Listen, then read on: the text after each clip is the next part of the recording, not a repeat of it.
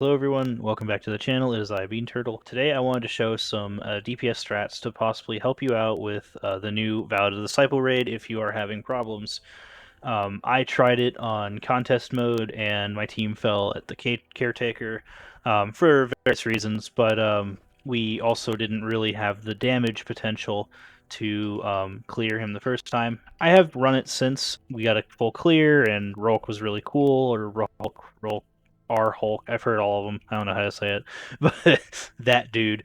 And we beat him with and I beat him with the loadout I am using right here, along with some really good other players. But if you find yourself struggling with the bosses, I hope this helps. So for the exotic, if you have it, Izanagi's Burden is a really, really solid weapon, mostly because of its catalyst here that increases the damage of Honed Edge, but you don't need the catalyst to use Honed Edge. It just gives like a 20% damage buff to the overall shot.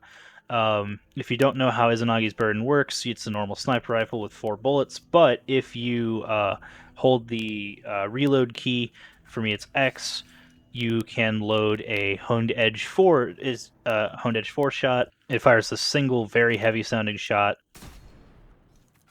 and it does like 300,000 damage per bullet or something ridiculous, and it's not that big, but whatever, some big amount of damage per bullet, and you can fire like 5 or 6 of them depending on reserves. But what makes this sniper so good is that you can fire and immediately load in another ×4 shot, and fire, wait for the animation cancel to get out of the way, reload, pop.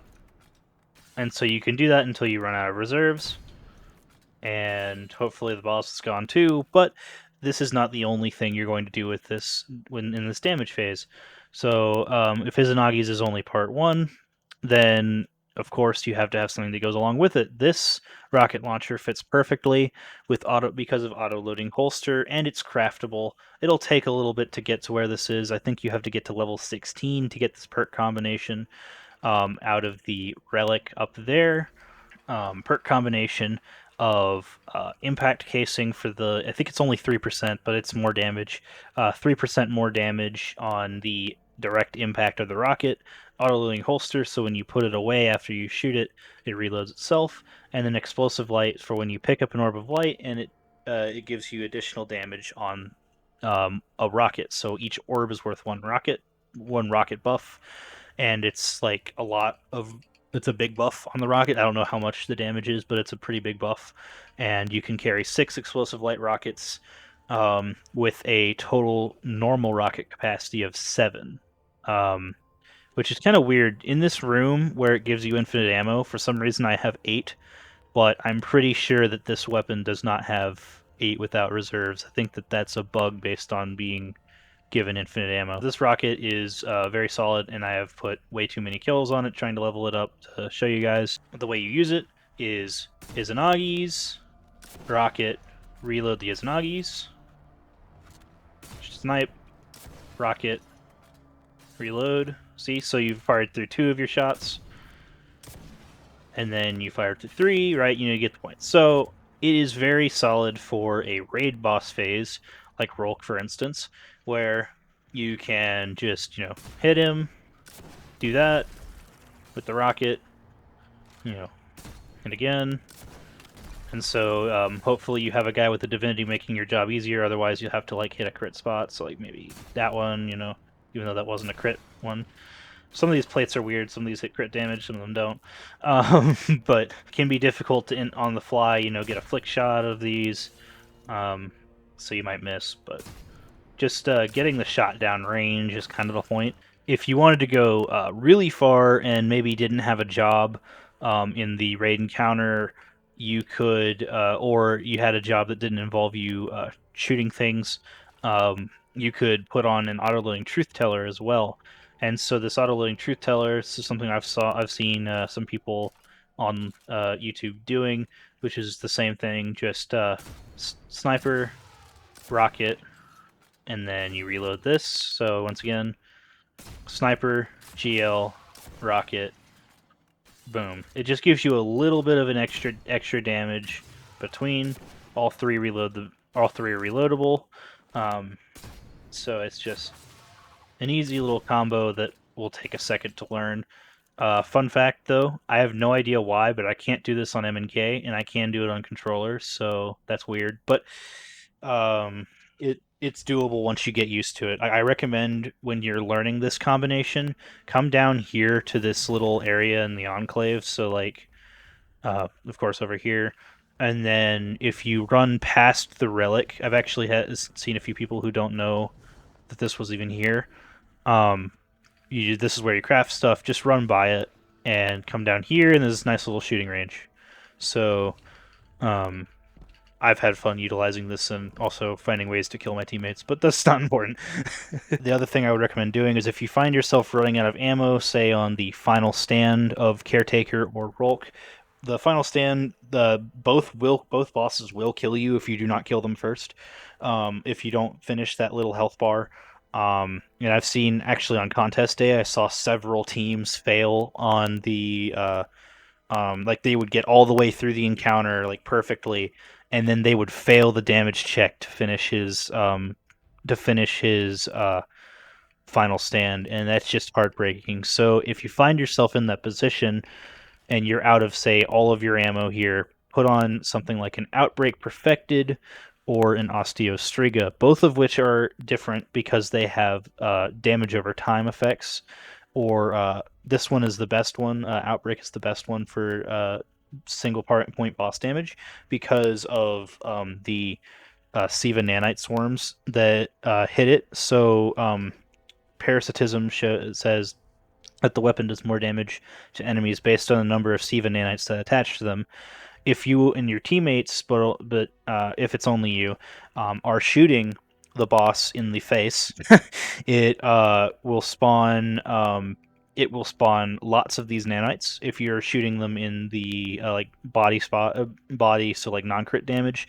It'll still attach more nanites to buff your damage. So if you find yourself running out of rockets, just do a quick little swap.